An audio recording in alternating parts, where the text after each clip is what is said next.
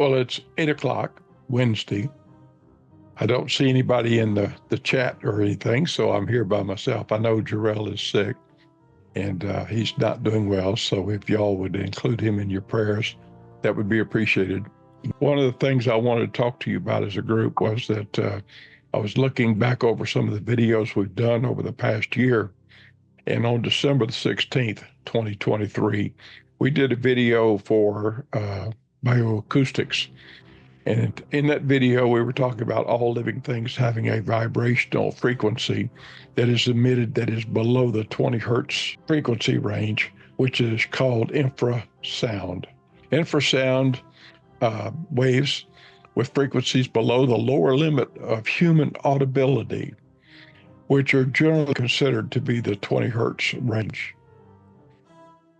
Here's some key points to keep in mind. While humans typically can't hear infrasound, we sometimes can feel its vibrations. Infrasound is produced by various natural and man-made sources, which include avalanches, earthquakes, volcanoes, landslides, ocean waves, wind turbines. Baleen whales are the primary users of infrasounds among cetaceans. Sperm whales also utilize infrasound, as well as heavy machinery. Because of the low frequency of infrasound waves can travel long distances through the atmosphere or water. Some of the whales can communicate over 16 miles that they have been registered as communicating, which is a pretty long range for someone to just speak. And of course, we're talking frequency here. Now, when you're talking about how loud something is, then you were talking about decibels. So you go to talking about decibels. Now, a whale is not creating a lot of decibels when they're creating these noises. So these noises are at a reasonable decibel level. But either way, we can't hear it. We'll never hear it. We just aren't built that way. My thought is this, that when a paranormal research team wants to test for infrasound, they need to employ specialized equipment and techniques. The specialized equipment may be microbarometers, infrasound sensors. These are primarily the tools for detecting infrasound. They are designed to measure minute changes in atmospheric pressure caused by low-frequency sound waves. High-quality recording devices capable of capturing very low frequencies are essential. Hey, Jamie, these devices need to have a wide frequency range response that we have to be able to cover with our frequency on some of these devices, all the way from the top of our hearing limit to, which is 20,000 hertz. So the human hearing goes from 20 hertz to 20,000 hertz. And we need to make sure that all of our recording equipment can cover that. And I'll get to the reasons why in just a minute. Spectral analyzers.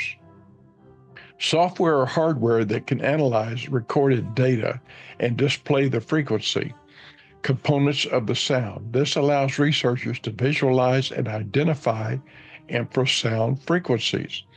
And again, a lot of the things that make infrasounds, we don't know exactly what range they're in. So people need to be doing research daily and recording these things and putting it in a database and talking about how these things do record and what range they're in. Sensors should be placed in areas where paranormal activity is suspected. Multiple sensors can be used to create an array which can help determine the direction of the infrasound. Continuous recordings should be made over extended periods to capture any infrasound activity. Detailed notes should be taken of any other environmental factors such as weather conditions, nearby machinery, or other potential sources of infrasound. Now, I did tell you that machinery can cause infrasound, but so can weather. Thunderstorms, all these things actually cause infrasound. The recorded data is then analyzed in spectral analyzers to identify any infrasound frequencies. So then we can identify that there are objects near us that are emitting these frequencies and try to identify these objects. Where I'm going with this is I believe we can identify frequencies that are ghost frequencies. And I think that if we had the equipment and we're prepared to do this, that when we're doing our paranormal investigations, we can start to work on identifying this. And again, I brought this up in December the 16th, 2023. And so far, I haven't been able to make any efforts in implementing this type of change in our procedures. We don't have the equipment. Researchers will look for patterns and correlations between infrasound activity and reported paranormal experiences.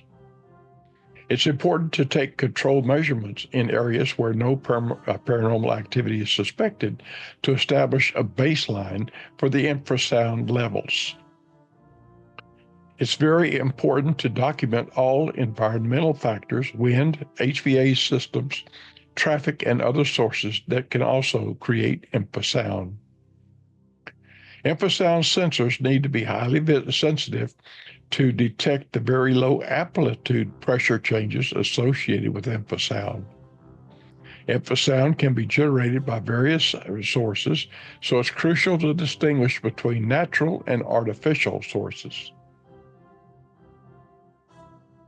Analyzing infrasound data requires expertise in signal processing and acoustics.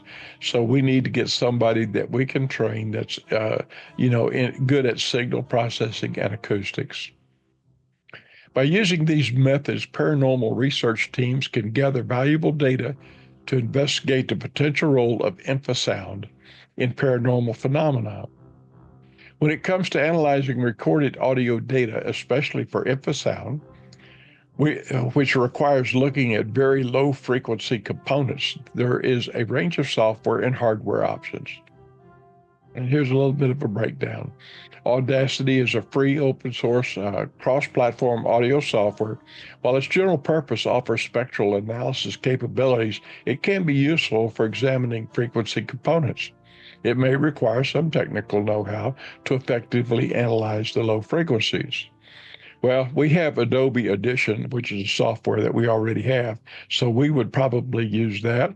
And again, the same things apply, that it needs some technical know-how to effectively analyze these low-level frequencies. I'm going to skip some of these others that I have researched here that are foreign because I don't care what they are. We're going to use Adobe Audition. Okay. Now then, for hardware, spectrum analyzers, these are dedicated electronic instruments that display the frequency spectrum of a signal. They are commonly used in audio engineering, telecommunications, and other fields. Modern spectrum analyzers often provide digital displays and advanced analysis supports. These systems are used to collect and digitize analog signals, such as those from microphones or infrasound sensors. To ensure that the software or the hardware can analyze frequencies down to the infrasound range below the 20 hertz, we need to make sure when we purchase this equipment that it will. I'm going to skip some of this other information and get on down to the next frequency level, which is above the 20 hertz level, which is called ultrasound. Now, some of you may have had ultrasounds done on your body or some part of your anatomy. Medicine uses ultrasound all the time. This is above 20 hertz. And a lot of people can hear these medical frequencies because it's within the hearing range of a person.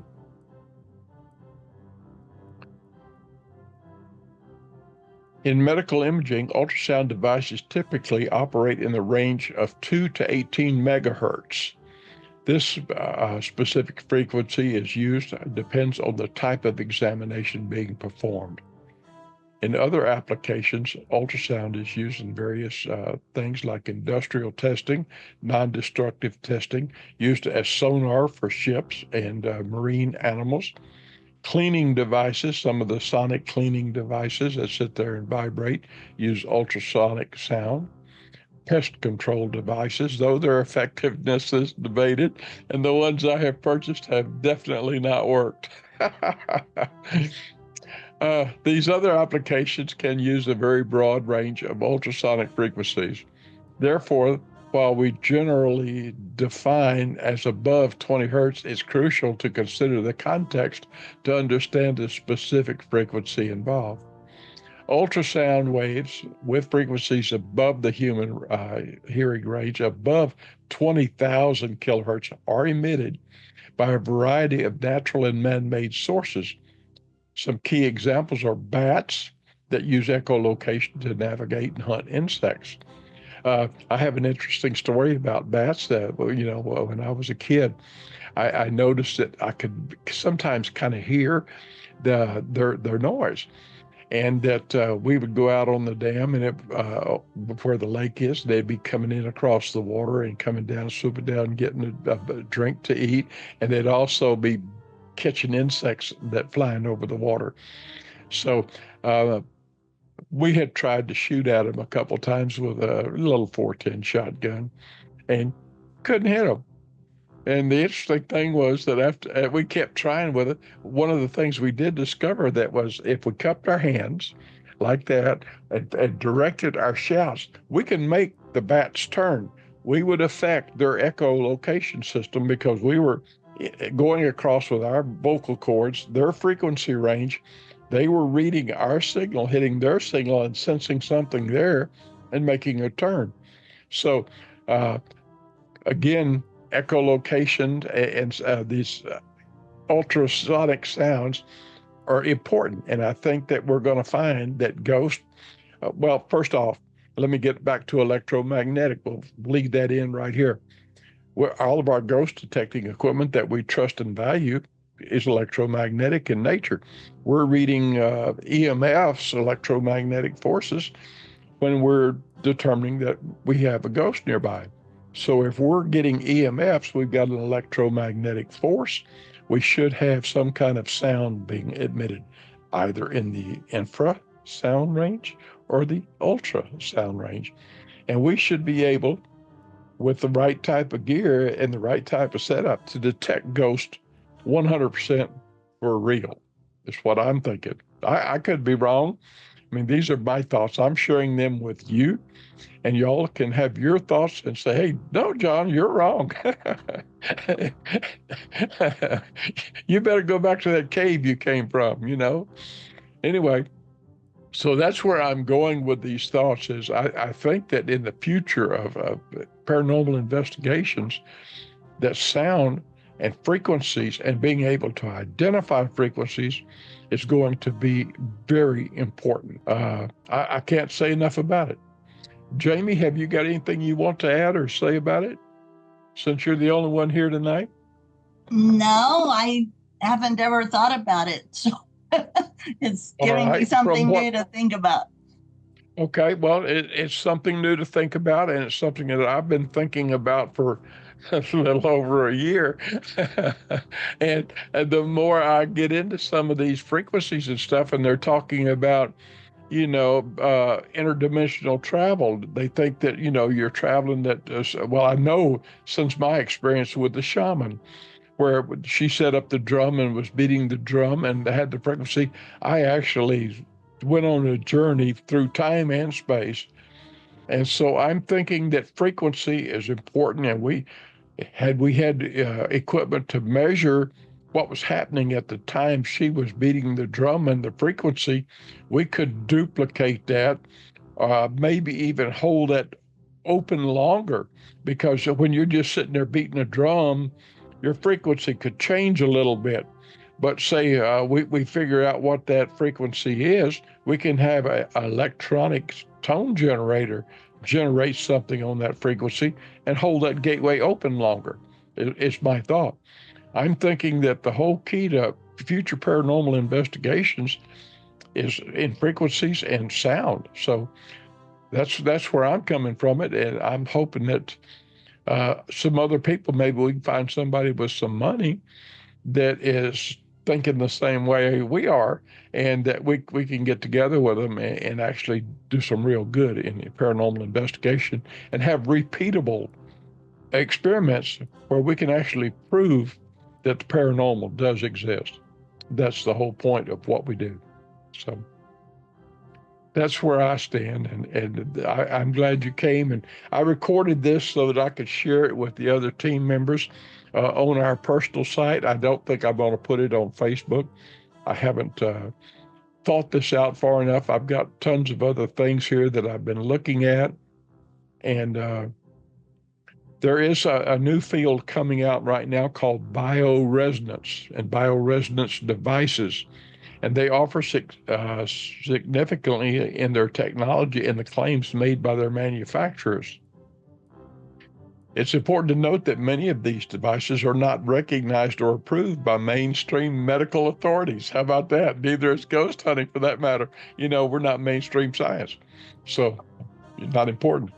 The term bioresonance frequencies refers to the specific electromagnetic frequencies that proponents of bioresonance theory believe are emitted by living organisms. Now, they're saying that this is a living organism. I'm thinking that it doesn't have to be living. I'm thinking any organism. And I'm thinking that when the soul leaves the body, it's our electronic, whoops, the camera is reading my hands. I've got to be careful with my hands here when I do things, or my camera will read it. It's important to understand that this concept is not widely accepted within the mainstream scientific community. And here's the breakdown of the idea. Bioresonance therapy boasts that every cell, tissue, or organ in the body has its own unique electromagnetic frequency.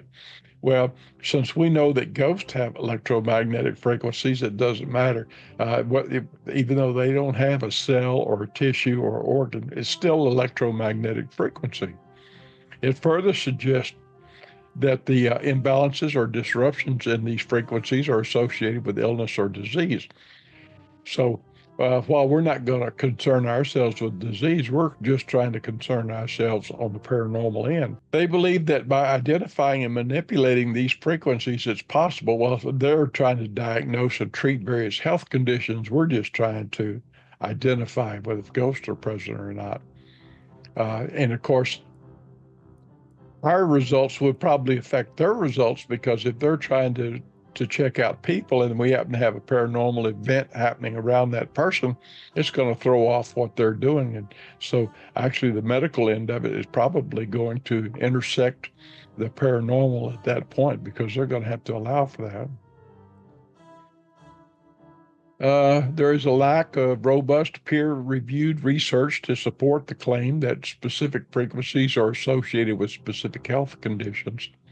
Well, again, we need to be involved in that because of the paranormal aspect, but then health conditions still can be affected by paranormal presence. Okay, that's in general what I'm thinking. I've got a few more notes here.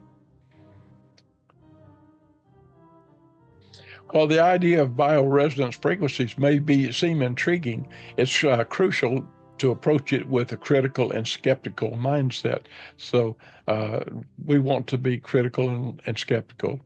It's essential to rely on evidence-based medicine or paranormal activity and consult with qualified professionals for, determining what our results are. And it's very important to understand that there is no scientific consensus on what these frequencies are. The commonly cited range for human hearing, again, is 20 hertz to 20,000 hertz.